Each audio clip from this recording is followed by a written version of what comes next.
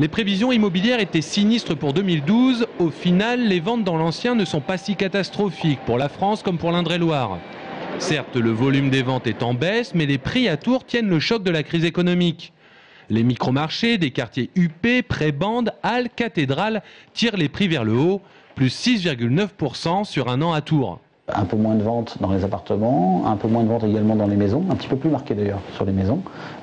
Mais pour ce qui est des prix, chez nous, nous n'avons pas de baisse des prix encore aujourd'hui, quels que soient les quartiers sur Tours.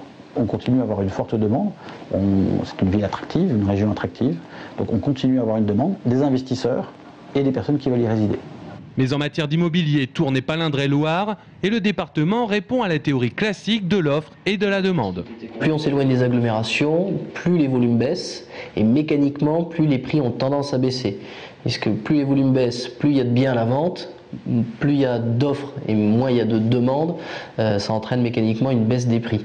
Et donc plus on est éloigné de Tours notamment, plus les prix baissent. Et un écran de fumée cache une nouvelle crise immobilière après 2009.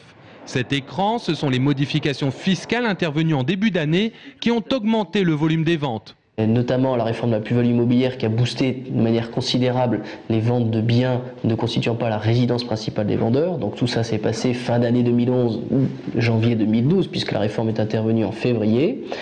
Ce qui fait qu'un certain nombre de biens de résidences secondaires, d'appartements locatifs notamment, se sont vendus plus tôt, si je puis dire. Ils n'étaient pas destinés forcément à être mis sur le marché à ce moment-là.